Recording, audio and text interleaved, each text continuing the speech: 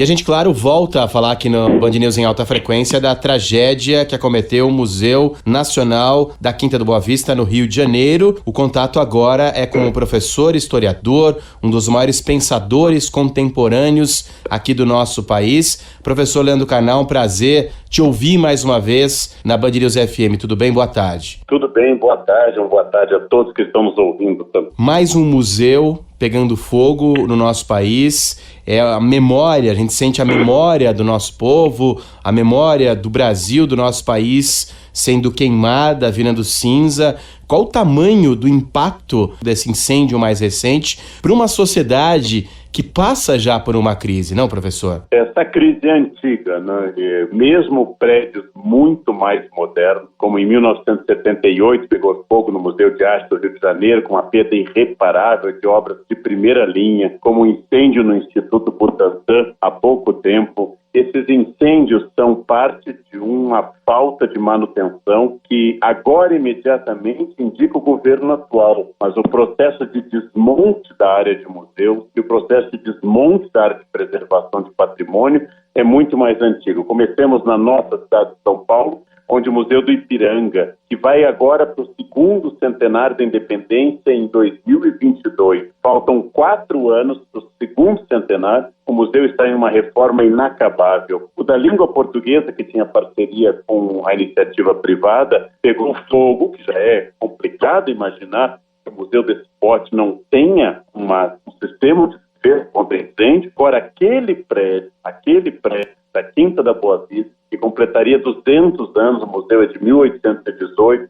o prédio histórico, o acervo inestimável, era uma crônica de uma morte anunciada, porque todas as últimas vezes que eu fui, havia problemas de fiação, fecharam para o público várias vezes, havia um descaso imenso com esse patrimônio. Então, é uma questão muito grave, que nós temos também nessa linha, temos muitos outros museus, prédios, a Biblioteca Nacional, lá na Cinelândia, no Rio de Janeiro, Museu Nacional de Belas Artes, os grandes teatros brasileiros, se forem submetidos ao exame rigoroso do Corpo de Bombeiros, se forem submetidos ao exame rigoroso de condições de segurança, nós vamos ver gambiarras, falta de manutenção. É preciso examinar com muita atenção para ver quais estão adequados ou não. O Museu da Quinta Boa Vista, o Museu Nacional, não apenas nós queimamos um patrimônio inestimável de egiptologia, de coleção de insetos, de entomologia, de coleções imperiais inestimáveis,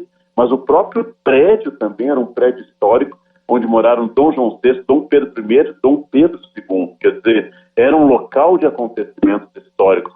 Tudo isso se perdeu por descaso em relação à memória nacional, caso em relação ao patrimônio. O senhor conhecia o acervo muito bem, não, professor? Muito bem, eu tenho relação com as pessoas do museu, desde aquelas coisas muito lúdicas, com as escolas e criancinhos, o famoso meteorito Bentegó, que pode ter sobrevivido, que o meteorito de ferro puro, que atravessou a atmosfera, que explodiu no solo brasileiro, ele pode até ter sobrevivido, mas a coleção de egiptologia, 2 múmias femininas extraordinárias, todas as partes internas do museu, onde era o prédio do Império propriamente, parece ter sido a perda total com desabamento dos andares. Então eu fico pensando não só na tragédia que ocorreu, mas no que ela nos anuncia em relação ao que vem pela frente. Quer dizer, que nós pensemos política de Estado. Política de Estado é política que pensa nos próximos 50, 100 anos. A perda da memória é irreparável. Não é uma coisa que a gente vai conseguir, como na economia, em 10 ou 20 anos, que a gente possa se recuperar. Não é como repor emprego, que é um problema grave no Brasil. Estamos falando da perda de peças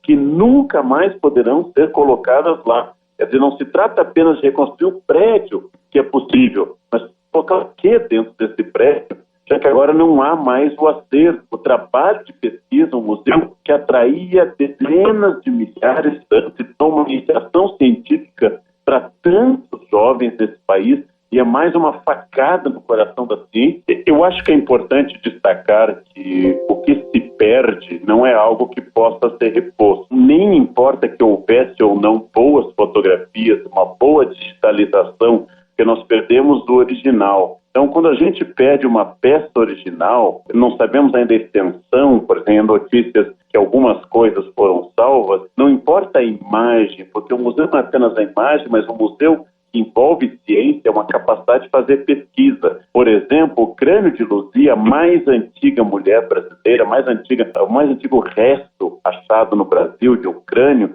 o crânio de Luzia, ele é alvo de uma pesquisa e em breve podem surgir novas técnicas de datação, novas capacidades de avaliar aquele crânio que não podem mais ser feitas, porque não existe o original. Nós trouxemos o crânio de Luzia para cá, para São Paulo, na Exposição do Brasil 500 anos, e agora, mesmo que não tenha sido inteiramente destruído, ele provavelmente está comprometido para datação e outros métodos que possam surgir no futuro. Para a gente finalizar, me chamou muito a atenção uma frase que o senhor escreveu na sua página do Facebook. A crise será suficiente para explicar o crime da falta de manutenção de tudo o que fomos? Porque todos entendemos que o Brasil está em uma gravíssima crise há vários anos, mas a cultura recebeu cortes no Brasil, em São Paulo, no Rio de Janeiro, no plano federal, estadual de São Paulo, grandes instituições musicais de São Paulo, por exemplo,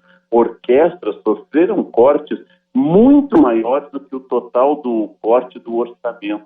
Ou seja, existe uma opção cultural de diversos governos, de diversos partidos, no plano federal, estadual, no Rio de Janeiro, São Paulo, em outros lugares e no plano federal, que está metendo a faca mais fundamente na questão cultural e não está fazendo o mesmo nos cortes do próprio governo. É essa a questão. Eu acho que todo o sistema cultural entenderia que em época de crise não seria o momento de refazer um prédio ou mudar por completo a estrutura de um prédio. Mas nós estamos falando de manutenção básica. Então, não, a crise não é suficiente. Existe um projeto de desmontar a memória brasileira, um projeto de desmontar aquilo que a gente possa olhar criticamente para o passado e que está no poder, nesse momento, uma série de estratégias, uma série de estratégias para a destruição do patrimônio histórico brasileiro. Porque não é apenas a tragédia que ocorreu de ontem para hoje,